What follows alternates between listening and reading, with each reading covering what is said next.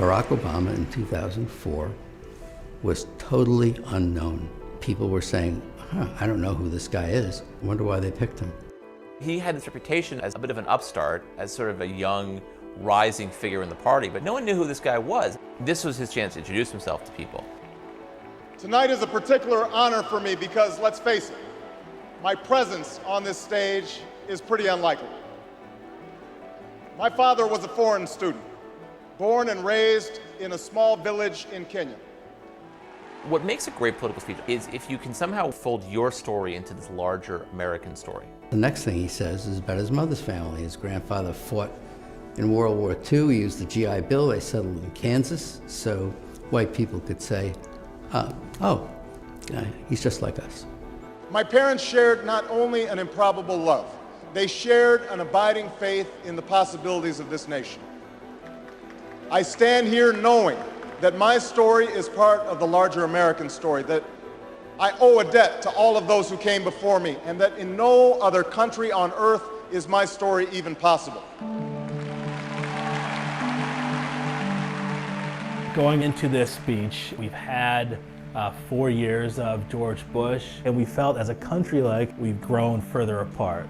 '04 was very much a divisive partisan race. Obama's speech is in some ways an antidote to that.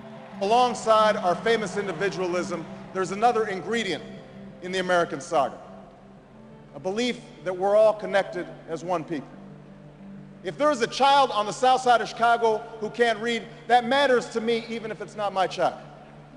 If there's a senior citizen somewhere who can't pay for their prescription drugs and having to choose between medicine and the rent, that makes my life poor even if it's not my grandparent.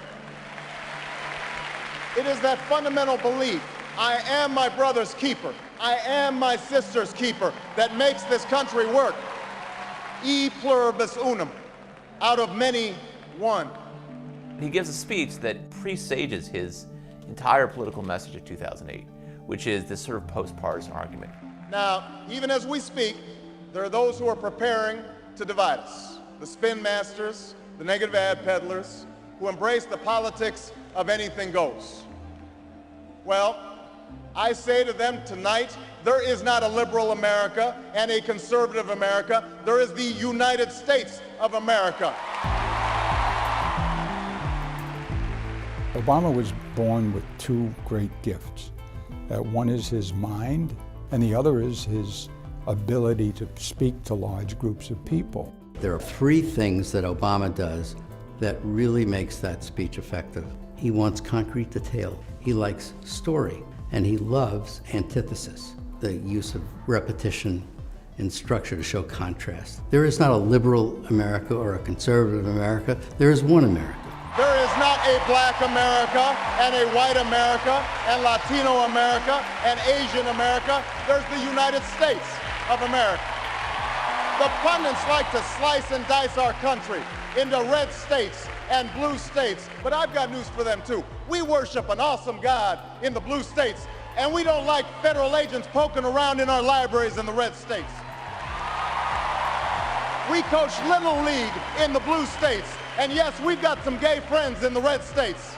We are one people, all of us pledging allegiance to the Stars and Stripes, all of us defending the United States of America. The way he uses his hands, he actually points a lot and does a lot of this, and a lot of this, and a lot of that. In doing so, he gives off this sense of energy. I am new, I'm someone who is dynamic. And he doesn't do that so much anymore. He's a little more solemn and reserved when he gives speeches today, and I think it's more reflective of his office. In the end, that's what this election is about.